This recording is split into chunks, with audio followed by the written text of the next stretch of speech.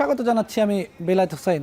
গতকাল পর্যন্ত আমরা ভোটের ট্রেনের 442টি পর্বর মাধ্যমে ভোটের ট্রেনের যেই কার্যক্রম সেটি সম্পন্ন করেছি। আজকে থেকে আমাদের শুরু হয়েছে আপনার রায়। আজকের আপনার রায়ের পর্বে আমরা কথা বলবো গন্তব্যে ভোটের ট্রেন নিয়ে। ভোটের ট্রেনের আমরা 2024 সালের 24শে নভেম্বর যেদিন প্রধান নির্বাচন কমিশনার সহ অন্য যেই 4জন নির্বাচন কমিশনার ছিলেন তারা যখন শপথ গ্রহণ করেছেন সেদিনই ভোটের ট্রেনের যাত্রা শুরু হয়েছিল। সেই ভোটের ট্রেনের শুরুর দিনই প্রধান নির্বাচন কমিশনার ভোটের ট্রেনের অতিথি হিসাবে আমাদের সঙ্গে যুক্ত হয়েছিলেন। এরপর ভোটের ট্রেন ছড়িয়ে গেছে দেশের গ্রামে গঞ্জে নানা প্রান্তে, বিভিন্ন এলাকায় পাড়া মহল্লায় ভোটের ট্রেন ছড়িয়ে ছিটিয়ে গেছে। আমরা বিভিন্ন এলাকায় গিয়েছি, সাধারণ মানুষের সঙ্গে কথা বলেছি, বিভিন্ন এলাকার নির্বাচন নিয়ে মানুষের ভাবনা, নানা শ্রেণী পেশার মানুষের ভাবনা আমরা তুলে ধরার চেষ্টা করেছি। আমরা ভোটের ট্রেনে নানা ধরনের নির্বাচন নিয়ে যেসব বিশ্লেষণ আছে সেসব বিশ্লেষণমুখী নানা ধরনের আলোচনা আমরা করেছি। বিষয়ভিত্তিক নির্বাচনের সকল বিষয় নিয়ে আমরা কথা বলার চেষ্টা করেছি। সব মিলে আমরা 1 বছরেরও বেশি সময় ধরে ভোটের ট্রেনের যে যাত্রা সেটি সম্পন্ন হয়েছে গতকাল। আজকে আমরা কথা বলবো গন্তব্যে ভোটের ট্রেন নিয়ে। সঙ্গে আছি আমি বেলায়েত হোসেন। দর্শক, এই আপনারা এর পর্যায়ে আমরা যুক্ত হব ভোটের ট্রেনের একজন গুরুত্বপূর্ণ উপস্থাপক সহকর্মী আজহার লিমনের সঙ্গে। আজহার লিমন, গতকালকে আপনার উপস্থাপনার মাধ্যমে ভোটের ট্রেনের পর্বে শুরু হয়েছিল। 2024 সালের 24 নভেম্বরে আমার উপস্থাপনার মাধ্যমে ভোটের ট্রেন শুরু হয়েছিল। এই যে ভোটের ট্রেন যে 1 বছরের বেশি সময় ধরে ভোটের ট্রেন চলেছে, এখন টেলিভিশনে ভোটের ট্রেনের দর্শকরা ভোটের ট্রেনকে নানাভাবে গ্রহণ করেছে। ভোটের ট্রেন সম্পর্কে আপনার অনুভূতি জানতে চাই, আপনার পর্যবেক্ষণটাও জানতে চাই। ভোটের ট্রেনে আমরা কী বিষয় তুলে আনার চেষ্টা করেছি সেই বিষয়গুলো আপনার কাছ থেকে শুনবো। আরও শুনবো, আপনি তো নির্বাচন কভার করার জন্য নোয়াখালী অঞ্চলে যাচ্ছেন, আপনার যাত্রা পথের যেই গল্প সেটি একটু শুনতে চাই। আজহার লিমন।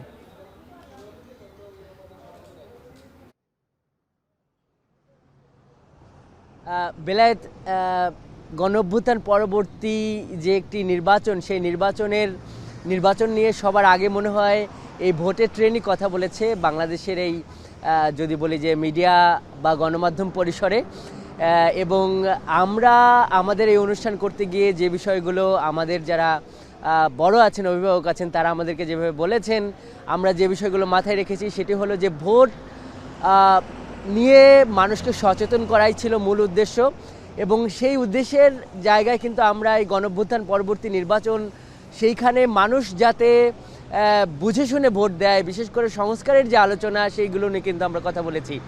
এইখানে একটা কথা বলে রাখা প্রয়োজন বেলায়েত, যে এই ভোটের ট্রেন আমরা এমন একটা সময় শুরু করেছিলাম, তখন নতুন একটা সরকার হয়েছে, অন্তর্বর্তীকালীন সরকার, এবং বড় একটা ঘটনা ঘটেছে, রাজনৈতিক পট পরিবর্তন অর্থাৎ গণঅভ্যুত্থান ঘটেছে। তারপরে এই ভোটের ট্রেনটি যে আমরা শুরু করলাম, সেখানে কিন্তু অনেকেরই প্রশ্ন ছিল যে এই ট্রেন কবে গন্তব্যে পৌঁছবে, এই ট্রেন আদৌ গন্তব্যে পৌঁছবে কিনা। কারণ তখন শুধুমাত্র সবে এই অন্তর্বর্তী সরকার দায়িত্ব গ্রহণ করেছে, সংস্কার একটা বড় আলোচনা, যেটি সরকার বলছিল যে সংস্কার, বিচার, নির্বাচন এগুলোর মাত্র শুরু হচ্ছে, ঐকমত্য কমিশনও গঠন হয়নি, রাজনৈতিক দলগুলো আসলে ওইভাবে নির্বাচনের জন্য প্রস্তুত নয়। সেইখানে যে আমরা এই ভোটের ট্রেন শুরু করেছিলাম, তখন অনেকেই কিন্তু বলছিল যে এই ভোটের ট্রেন কবে পৌঁছবে। আজকে যে বিষয়টা বেলায়েত বলতে পারি যে ভোটের ট্রেন বলা যায় যে গন্তব্যে পৌঁছেছে, এবং আমরা এই ভোটের ট্রেনের মাধ্যমে ভোট নিয়ে মানুষ যাতে সচেতন হতে পারে সেই বিষয়গুলো যেমন আমরা বলেছি, সেই সঙ্গে সংস্কারের আলাপ আলোচনাগুলো কিন্তু আমরা করেছি। এবং আজকে যে এই শেষের দিনে আমরা আজকে মাঠে বেরিয়ে পড়েছি, আমরা লক্ষ্মীপুরমুখী, এবং আমরা নোয়াখালী, ফেনী এই অঞ্চলে নির্বাচনে কভার করব। তো পথে পথে কিন্তু যানজট দেখেছি, এবং মানুষ কিন্তু রুদ্ধশ্বাসে এই গণঅভ্যুত্থান পরবর্তী ভোটে অংশ নেবার জন্য ঢাকা ছাড়ছেন, অর্থাৎ তার ভোট কেন্দ্রে যেখানে তিনি ভোটাধিকার প্রয়োগ করবেন সেটি কিন্তু করবেন। এবং যেটি বলা হয় বেলায়েত, শেষ কথা, যে বলা হয় যে বাংলাদেশে অতীতেও অনেক নির্বাচন হয়েছে, সামনেও অনেক নির্বাচন হবে, কিন্তু এই নির্বাচনটির মতো হবে না। কারণ এই গণঅভ্যুত্থান পরবর্তী গণঅভ্যুত্থান এই সচরাচর হয় না, যেই কারণে মানুষের যেটি আগ্রহ ছিল সেই কাজটি কিন্তু আমরা সবসময় এই ভোটের ট্রেনের মাধ্যমে করার চেষ্টা করেছি। বেলায়েত, ধন্যবাদ। আজহার লিমন জানাচ্ছিলেন আমাদেরকে ভোটের ট্রেন সম্পর্কে কুমিল্লা থেকে। আমরা এই মুহূর্তে যুক্ত হব রাজধানীর সদরঘাট এলাকায়। সেখানে আছেন সহকর্মী নাজমুস সাকিব, ভোটের ট্রেনের আরেকজন উপস্থাপক আমাদের। ভোটের ট্রেন গতকালই শেষ হয়ে গেছে, আজকে নাজমুস সাকিব নির্বাচনের যে মাঠ সেই মাঠে চলে গেছেন। আমরা দেখতে পাচ্ছি তার পেছনে প্রচুর মানুষ ভোট দেওয়ার জন্য বাড়ি যাওয়ার যেই কার্যক্রম তারা সেটি করছেন। নাজমুল সাকিব, আপনার কাছে ভোটের ট্রেন সম্পর্কে জানতে চাইবো। আপনি ভোটের ট্রেনের একজন উপস্থাপক ছিলেন বিগত 1 বছরের বেশি সময় ধরে। আপনার যেই উপস্থাপনা বা আপনার যে প্রোগ্রামগুলো ছিল সেই প্রোগ্রামগুলো সম্পর্কে বলবেন, একই সঙ্গে সদরঘাটে যে বাড়ি যাওয়ার স্রোত আমরা দেখতে পাচ্ছি এটিও একটু আমাদেরকে জানাবেন।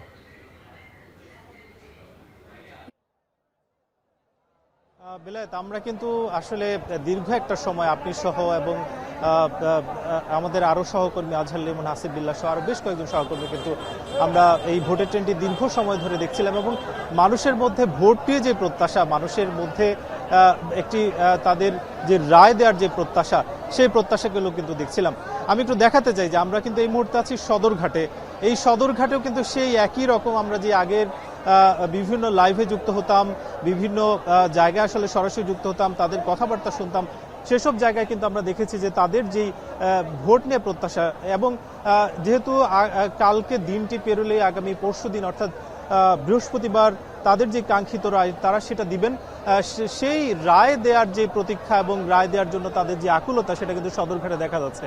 আমরা আজকে সারাদিনই আসলে সদরঘাটে ছিলাম এবং সারাদিন দেখেছি যে মানুষের যেই আকুতি, মানুষের যেই বাড়ি ফেরার আকুতি এবং গিয়ে তার নির্দিষ্ট কেন্দ্রে ভোট দেওয়ার যেই আকাঙ্ক্ষা, সেটা কিন্তু আমরা দেখতে পাচ্ছিলাম।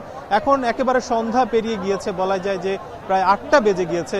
এখনও কিন্তু মানুষজন বিভিন্ন জায়গা থেকে আসছেন, তারা বিভিন্ন পল্টন ধরে তারা সদরঘাটে প্রবেশ করছেন, করে তাদের যে নির্দিষ্ট যে লঞ্চ, সেই লঞ্চটা আসলে খুঁজে বের করছেন।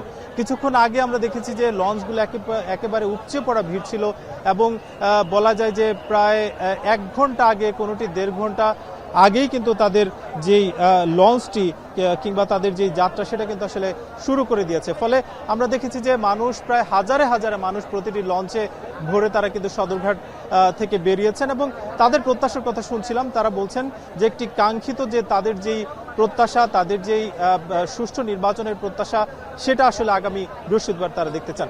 এই ছিল সদরঘাটের থেকে সবশেষ। অনেক ধন্যবাদ সাকিব, আমাদেরকে জানাচ্ছিলেন সদরঘাট থেকে, একই সঙ্গে জানাচ্ছিলেন সেখানকার মানুষের যে জনস্রোত বাড়ি যাওয়ার সেটি জানাচ্ছিলেন।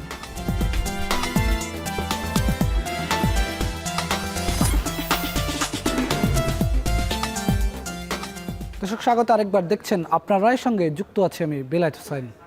এ পর্বে যুক্ত হব সহকর্মী হাসিব বিল্লাহর সঙ্গে। হাসিব বিল্লাহ আমাদের ভোটের ট্রেনের আরেকজন উপস্থাপক। হাসিব বিল্লাহ, আমরা দেখেছি ভোটের ট্রেনের পুরো সময়টা জুড়ে আপনি জুলাই সনদের বিভিন্ন বিষয় ধরে ধরে ধরে ধরে আপনি কাজ করার চেষ্টা করেছেন। গণভোটের বিষয়গুলোর জনসচেতনতা ভোটারদের মাধ্যমে তৈরি করার জন্য আপনি নানান বিষয় বিশ্লেষণমূলক কথা বলার চেষ্টা করেছেন, আলোচনা করেছেন, অতিথিদেরকে নিয়ে এসেছেন।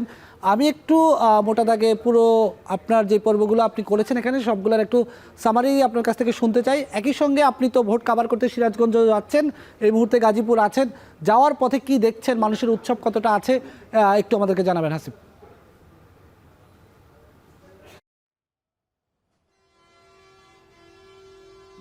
বাংলাদেশের মানুষ বরাবরই কিন্তু উৎসব প্রিয়।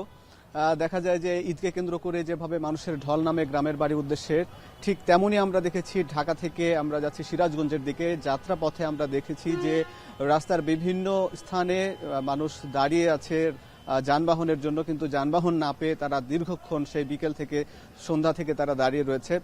পরে দেখেছি যে যানবাহন না পেয়ে তারা অনেকে পিকআপে করে অথবা ট্রাকের ওপরে, যেভাবে যে ট্রাকে পণ্য নেওয়া হয় সেই ট্রাকে করে কিন্তু যানবাহনে মানুষ যাতায়াত করছেন। মূলত এই ভোটটাকে কিন্তু তারা উৎসব হিসাবে নিয়েছেন। যখন আমরা ভোটের ট্রেন শুরু করি তখন থেকেই মূলত মানুষের কিন্তু শঙ্কা ছিল, উদ্বেগ ছিল যে ভোট হবে কিনা, ভোট সময় মতো হবে কিনা, সুষ্ঠু হবে কিনা। আমরা যখন ভোটের ট্রেনে যখন আমরা গেস্ট নিয়ে আসতাম অথবা যারা সাধারণ ভোটার তাদের সঙ্গে আলাপ করতাম, তারাও কিন্তু বিভিন্ন ষড়যন্ত্রের কথা বলতেন, যে কেউ সরকারের দিকে অভিযোগ তুলতেন, কেউ বা অন্যান্য রাজনৈতিক দলগুলোর প্রতি অভিযোগ তুলতেন।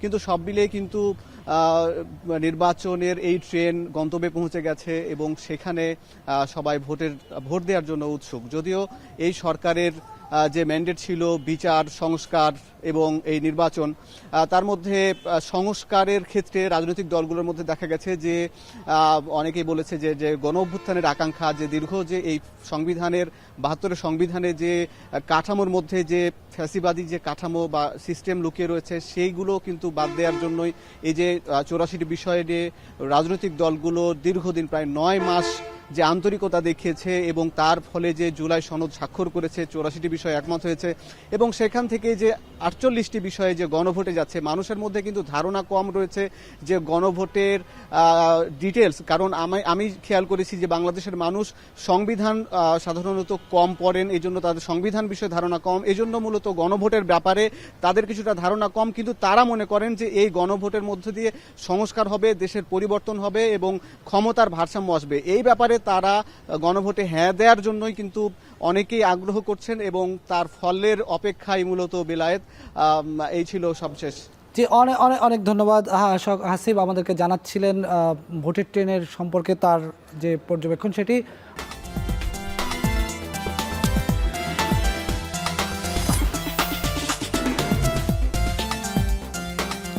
স্বাগত আরেকবার, দেখছেন আপনার রায়ের সঙ্গে আছি আমি বেলায়েত হোসাইন। ফিরছি নিয়মিত আলোচনা। আমাদের সঙ্গে যুক্ত হয়েছেন reporters forum for election and democracy আরএফএটির সাবেক সভাপতি কামরুল হক সাইম। সাইম ভাই, আপনাকে স্বাগত জানাচ্ছি। আপনি দীর্ঘদিন ধরে আপনি আমাদের ভোটের ট্রেনটা দেখছিলেন। ভোটের ট্রেন আমরা কালকেই শেষ করেছি, 442তম পর্বের মাধ্যমে আমরা ভোটের ট্রেন শেষ করেছি। আপনি অনেকগুলো পর্বে আপনি নিজে এখানে অতিথি হিসেবে এসেছেন, আলোচনা করেছেন। ভোটের ট্রেন সম্পর্কে আপনার একটু পর্যবেক্ষণ জানতে চাই। কিছুক্ষণ আগেই কথা হচ্ছিল যে এটা আসলে ইতিহাস। এতদিন অর্থাৎ 1 বছরের বেশি সময় ধরে ভোটের ট্রেন একটা অনুষ্ঠান চলা, এটা মনে হয় আপনারা রেকর্ড করেছেন এখন টিভি এবং আপনাকে এই জন্য আমি অভিনন্দন জানাচ্ছি। এবং আসলে এবারের যেই অন্তর্বর্তী সরকার, এই অন্তর্বর্তী সরকার এই যে দীর্ঘ সময় প্রায় 1.5 বছর, এই 1.5 বছরের কিন্তু মূল মিশনই তাদের ছিল যে একটা ইলেকশন দিয়ে তারা ক্ষমতা হস্তান্তর করে বিদায় নেবে। তো সেই ধরনের একটা প্রক্রিয়া কিন্তু তারা দীর্ঘদিন ধরে ছিল।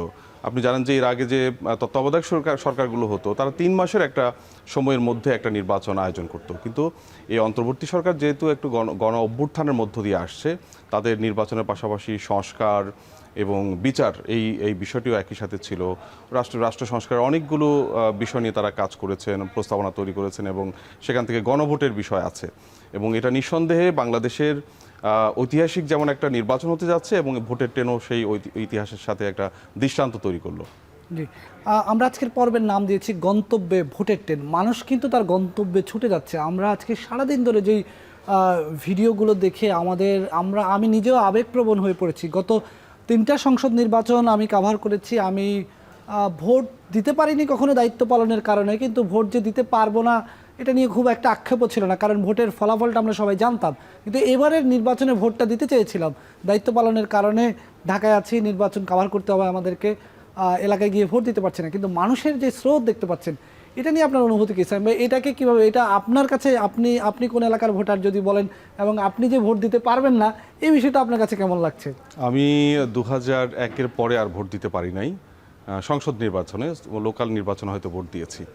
এবং এবার আমি ভোট দেওয়ার জন্যে, আমি যদিও ঢাকার বাইরে ভোটার ছিলাম, অর্থাৎ আমি যেখানে আগে বসবাস করতাম, এবার আমি কিন্তু ঢাকায় স্থানান্তর করেছি। আমি মোহাম্মদপুরের ভোটার এবং আশা করি আমার সাংবাদিকতার কাজের পাশাপাশি আমি ভোটটাও দিতে পারবো। এবং আমি দেখেছি যে আসলে শুধু ভোটার না, যারা ভোটার না তাদের কাছেও কিন্তু এই ভোট নিয়ে ব্যাপক উৎসাহ উদ্দীপনা আছে।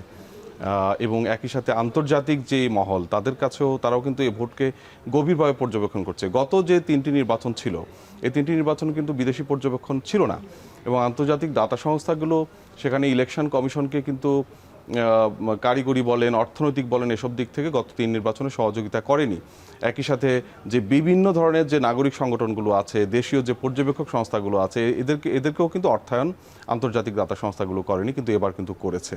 বেশ উৎসাহের সাথে কিন্তু এবারের নির্বাচনে আন্তর্জাতিক মহল আছে, দেশের মানুষ আছে, এবং যেহেতু 17 বছরের পরে একটা জনরায়ে জনগণ অংশ নিতে যাচ্ছে। আগে যেটা ছিল এক ধরনের মেকি একটা ইলেকশন ছিল, যে মানুষ জানতো যে আসলে কারা এই নির্বাচনে ক্ষমতায় আসবে এবং যারা ক্ষমতায় আসবে। আলোচনা করব সাইম ভাই, আপনাকে একটু থামাই, আমাদেরকে একটু বিরতি নিতে হবে। দর্শক, নিচ্ছি ছোট্ট আরেকটি বিরতি।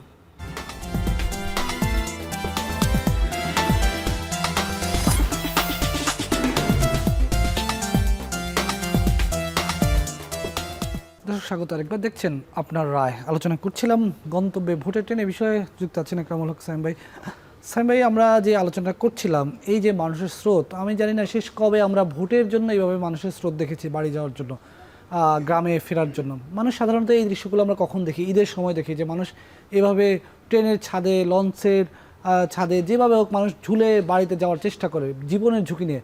ভোট দেওয়ার জন্য জীবনের ঝুঁকি নিয়ে মানুষ বাড়ি যাচ্ছে, এই দৃশ্য কেমন লাগে আপনার আমি জানি না। আর এই দৃশ্য দেখার পরে যদি আপনার কাছে কি মনে হয়, যদি এই মানুষগুলোকে এবারও ঠকিয়ে দেওয়া হয়, এই মানুষগুলো যদি এবারও তাদেরকে রাজনীতিবিদরা ঠকিয়ে দেয়, তাহলে সেই বাংলাদেশের ভবিষ্যৎ কোন দিকে? আসলে এবার নাগরিকরা তারা মনে করছে তারা ঠকবে না, এবং তার জন্যই তারা কিন্তু যাচ্ছে। আপনি জানেন যে আজকে গার্মেন্টস ছুটি ঘোষণা করেছে, ছুটি হয়ে গেছে, কাল থেকে 2 দিন সাধারণ ছুটি। এবং যেহেতু তারা আগের নির্বাচনগুলো এক ধরনের মেকি নির্বাচন ছিল, কিন্তু এবারের নির্বাচন তারা মনে করছে যে একটা প্রতিদ্বন্দ্বিতাপূর্ণ নির্বাচন হচ্ছে এবং তার রায়ের প্রতিফলনটা ফলাফলে আসবে, এবং সেজন্য কিন্তু এরকম আছে, উৎসাহ আছে, উদ্দীপনা আছে মানুষের মধ্যে। এবং আপনি দেখবেন যে পোস্টাল ব্যালটে কিন্তু এবার ব্যাপক উৎসাহ পাওয়া গেছে, যে 15 লাখের বেশি ভোটার নিবন্ধন করেছে, এবং এরই মধ্যে প্রায় অর্ধেক ভোটার ভোট দিয়ে ফেলেছে, ভোট চলে এসেছে, এবং বাকি আরও 2 দিন আছে একবারে ভোটের শেষ পর্যন্ত 4:30 পর্যন্ত সেই ভোটগুলো আসতে থাকবে, এবং সেখানেও কিন্তু একটা রেকর্ড সংখ্যক ভোটার ভোট দিবে। তাতে আসলে মূলত বিষয় হচ্ছে যে এই নির্বাচন প্রথম দিকে যেটা মনে হচ্ছিল যে হয়তো একটা বড় দল ছাড়া, যেই বড় দল আমরা মনে করতাম যে আওয়ামী লীগ এবং বিএনপি, নির্বাচন বলতেই আমরা মনে করতাম যে আওয়ামী লীগ এবং বিএনপি, এবং আওয়ামী লীগ নাই, সেক্ষেত্রে মনে করা হয়েছিল যে এই নির্বাচন হয়তো ততটা প্রতিদ্বন্দ্বিতাপূর্ণ হবে না। বিএনপি আর জামাত যেহেতু একই সাথে তারা কর্মসূচি করতো, তারা মোটামুটি কাছাকাছি সমমনা টাইপেরই ছিল, কিন্তু সেই বিএনপি জামাত কিন্তু মাঠে ক্ষমতার লড়াইয়ে একটা তীব্র প্রতিদ্বন্দ্বিতা তৈরি করেছে। মানে এক বাক্যে বলার সুযোগ নেই যে অমুক দলই ক্ষমতায় আসতেছে। তো এই প্রতিদ্বন্দ্বিতাটাই আসলে মানুষকে এই তার ভোটাধিকার দেওয়ার ব্যাপারে আরও বেশি আগ্রহী করে তুলেছে, কারণ তার একটা ভোটই খুব গুরুত্বপূর্ণ। একটা ভোট, 2টা ভোটই হয়তো নির্বাচনের ফলাফল বদলে দিতে পারে। আপনি যদি এখানে আওয়ামী লীগের প্রসঙ্গ যেহেতু বলছিলাম, এই নির্বাচনে কিন্তু আওয়ামী লীগ প্রাসঙ্গিক হয়ে উঠতে পারে নাই। আমরা আগে যেটা দেখেছি যে গত 3টি নির্বাচনে যখন বিএনপি জামাতের অংশগ্রহণ করা না করার প্রশ্ন ছিল, এই প্রশ্নটি কিন্তু ব্যাপকভাবে এসেছে, সাংবাদিকরা করেছে, আন্তর্জাতিক মহল করেছে, কিন্তু আওয়ামী লীগের এই নির্বাচনে অংশগ্রহণ করা না করার বিষয় কিন্তু খুব একটা প্রাসঙ্গিক হয়ে ওঠে নাই। না আন্তর্জাতিক মহল থেকে জোরালো প্রশ্ন এসেছে, না মানে গণমাধ্যমে জোরালো প্রশ্ন এসেছে। এখানে আমরা আজকেও কথা বলেছিলাম নির্বাচন বিশ্লেষকদের সাথে, তারা আসলে বলেছেন যে এটা আসলে আওয়ামী লীগের নিজেরই দায়, কারণ গণ অভ্যুত্থানে সেই নাগরিকদের উপর যে হামলা, অত্যাচার, নির্যাতন করেছে, সে কারণে আসলে সেই এই নির্বাচনে আসতে পারে না। এখানে তাকে যে নির্বাচনে আসতে দেওয়া হয় না বিষয়টা এরকম না, সে ওই পরিবেশটা তৈরি করেছে যেন নির্বাচনে সে না আসতে পারে। জি, ধন্যবাদ সাইম ভাই, আমাদের সঙ্গে যুক্ত হওয়ার জন্য। আলোচনা করছিলাম গন্তব্যে ভোটের নিয়ে।